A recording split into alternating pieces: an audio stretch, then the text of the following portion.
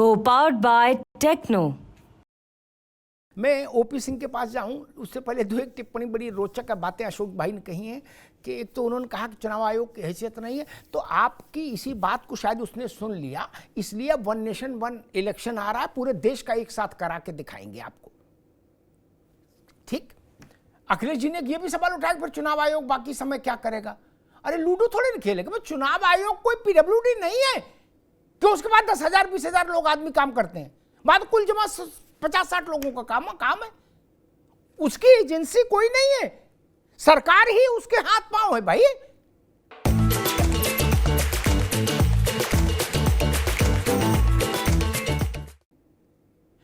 अशोक जी ने एक बुनियादी बात उठाने का वो किया है कि भाई पुलवामा जैसा कर देंगे।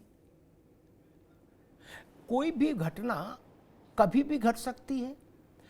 71 में जब बांग्लादेश बना, पता नहीं कितने लोगों को याद होगा, तो इंदिरा जी ने सब कहा कि भाई जितने ज्यादा जगह चुनाव करा सकते हैं इसका लाभ ले लो।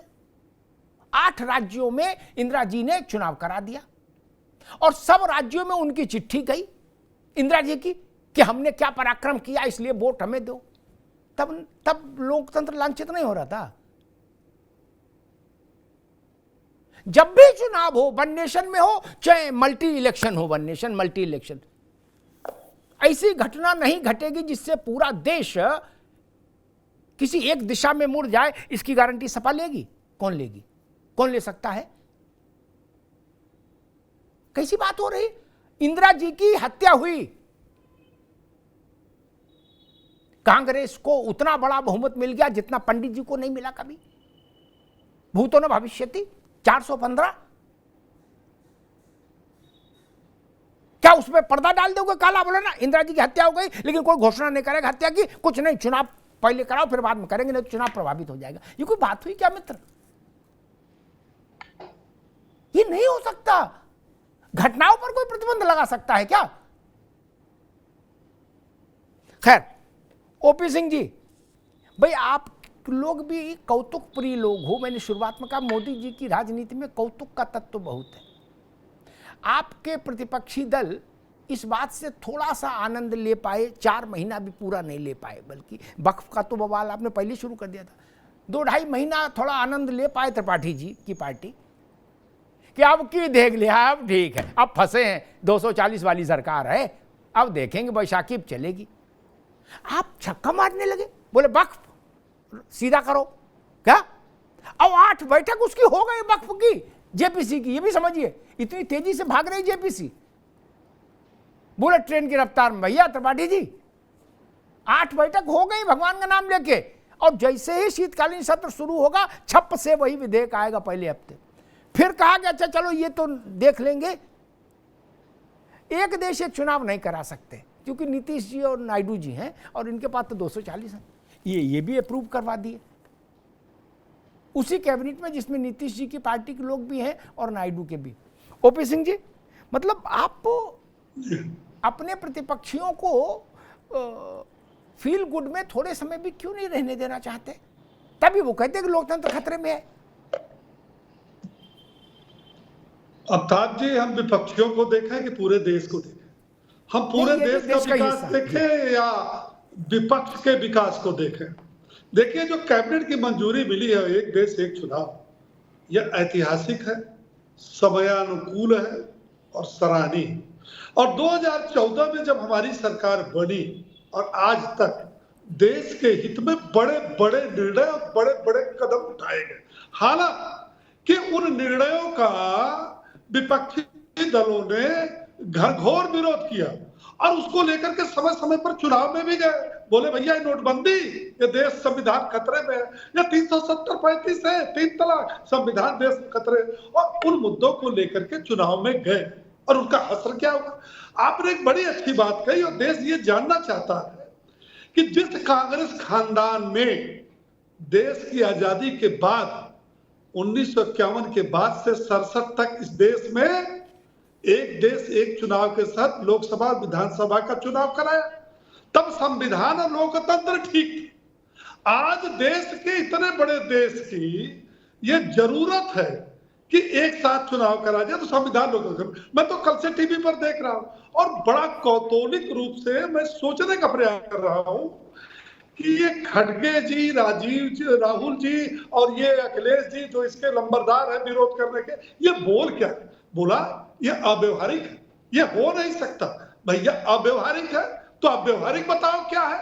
अरे दीर्घकालिक देश के लाभ के लिए अल्पकालिक स्वार्थ को छोड़ोगे ना। आप इसलिए विरोध कर रहे हो कि मोदी सरकार ने एक बहुत बड़ा निर्णय लिया है। आपको बता दूं आपको अमिताभ जी कि 2052 में जब इस देश में लोकसभा का चुनाव हुआ था तो जानते कितना खर्च हुआ था? मात्र 11 करोड़। 11 करोड़।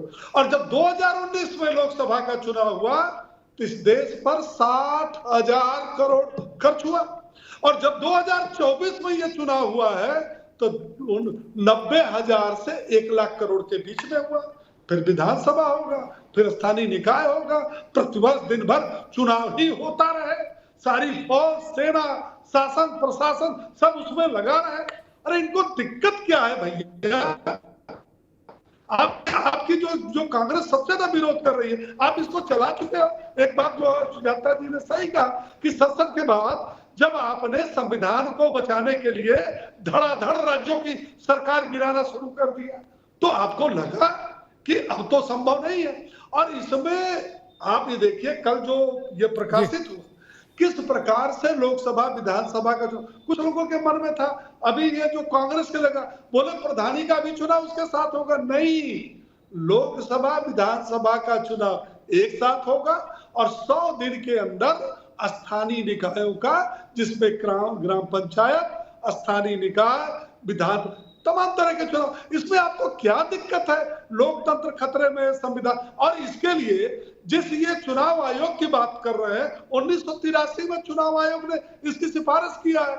2015 और 2013 में संसदीय कमेटी ने इसकी सिफारिश किया है। और जो ये कमेटी रामनाथ कोविंद जी की बनी थी, 80% लोगों ने इसको हाँ किया। कम से कम आप जनता की मूड को भापो, आप राजनीति करो, आप चुनाव लड़ो, जीतो हारो, सीट बढ़े घटे, लेकिन जनता के भावनाओं को भी त्रिपाठी जी और अशोक जी समझने की कोशिश करिए। ठीक है, वो ओपी सिंह जी अभी रुकना होगा। मैं एक प्रश्न, ओपी सिंह जी अभी रुकना होगा।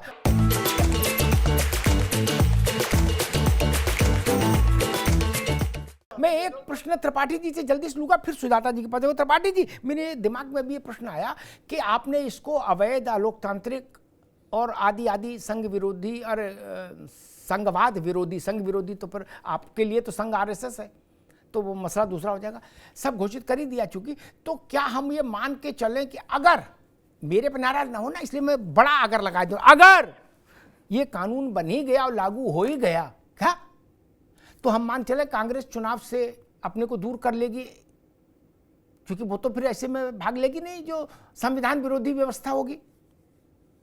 अमिताभ जी, आपकी विद्वता को नमन करते हुए मैं कहूंगा कि अभी आपने मेरे स्टेटमेंट को जो तोड़ के मरोड़ के पेश किया था कि कांग्रेस चाहती है चुनाव न हो, मैं तो यही कह रहा हूं। आपने कहा ना चुनाव ही बंद कर दो, ज्यादा अच्छा है।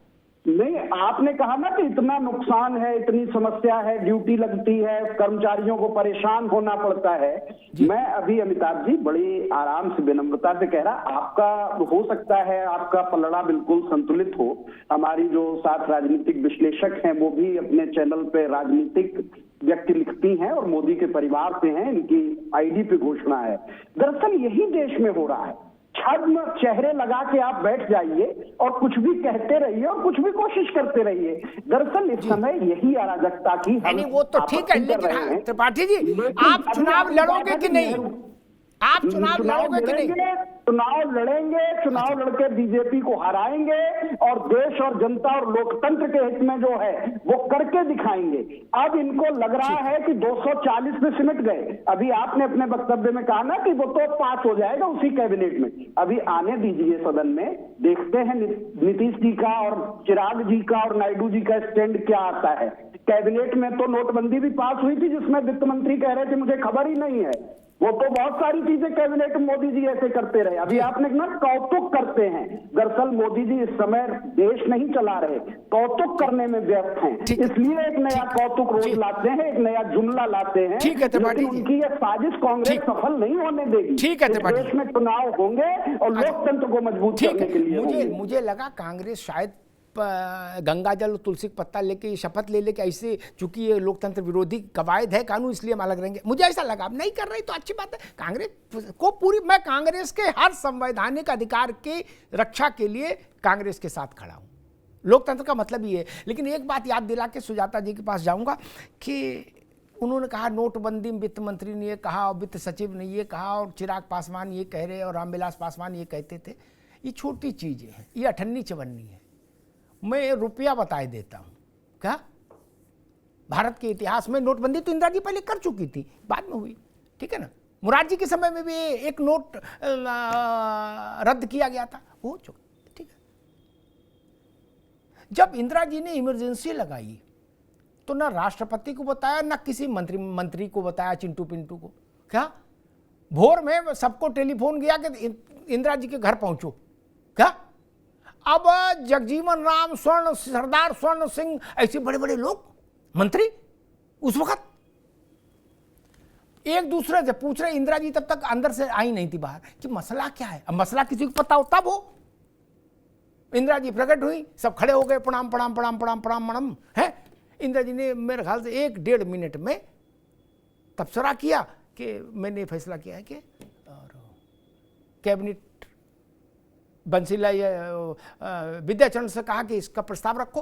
प्रस्ताव रखा, बोले आप लोग इसको मंजूरी दीजिए, धन्यवाद, चाय अपने घर पियो जाके। क्या नहीं त्रिपाठी जी, बोले चाय यहां नहीं मिलेगी, बिस्कुट भी नहीं, वो घर खाओ जाके। इमरजेंसी लग गई। और निकलते समय ये भी याद आ गया तो बता ही दें, अब तो वो रहे नहीं, उनकी स्मृतियों को मेरा प्रणाम। इंद्र कुमार गुजराल, भले आदमी विद्वान आदमी थे। बगल के कमरे में युवा हृदय सम्राट बैठे थे। अशोक जी सुन लीजिए, बड़ा अच्छा किस्सा है, गूगल पर शायद ऐसे ना मिले। बगल में कमरे में युवा हृदय सम्राट बैठे थे। क्या कुर्सी पे, एक कुर्सी बैठे, दूसरी टांगे रख के। उनने आई के गुजराल, बड़े बूढ़े, उनको मालूम क्या कहा, आई के कम ऑन, आई के। बोले आज से जो भी खबर जाएगी आकाशवाणी पे वो पहले यहां भेजोगे, मैं अप्रूव करूंगा, उसके बाद चलेगी। गुजराल सन्निपात में चले गए, डगमगाते हुए गाड़ी में बैठे घर गए। वहां से इंदिरा जी को कहा, टेलीफोन किया कि मैडम ये तो ठीक नहीं होगा, लाइन दे दीजिए, वहां तक हम चला लेंगे। कि भाई क्या चला, वो युवा हृदय सम्राट कह रहे हैं कि दस्तखत हम करेंगे उस पर, तभी खबर चलेगी। इंदिरा जी ने कहा कि अभी बताती हूं तुमको, रुको। 10 मिनट बाद उनके पास आर.के. धवन का फोन आया, त्रिपाठी जी, और उनका, गुजराल साहब, इंदिरा गांधी ने आपको शहरी विकास या ग्रामीण विकास दे दिया और विद्याचरण शुक्ल आईएनबी मिनिस्टर बना दिए गए। बोलो सियावर रामचंद्र की जय, लोकतंत्र की जय। प्रसाद बट गया, पंजीरी बट गई। क्या हमने देखी है जन्नत की हकीकत क्या है। दिल को बहलाने के लिए गालिब वो ख्याल अच्छा है। कुछ नया नहीं हो रहा। जो कर गई इंदिरा जी, उसका तो अभी 50% भी नहीं हुआ। नहीं 20% कर भी नहीं पाएंगे ना, इसीलिए मैं कह रहा हूं कि जो, और सुनिए, एक मिनट अब राज आगे बात। ऐसे भाई, ऐसे किससे सबका ज्ञानवर्धन करते हैं, इनमें काय को उलझ रहे हो, ये तो बदल नहीं सकते। एक चित्र है, एक चित्र है जिसमें Mrs Gandhi prime minister office में बैठी हैं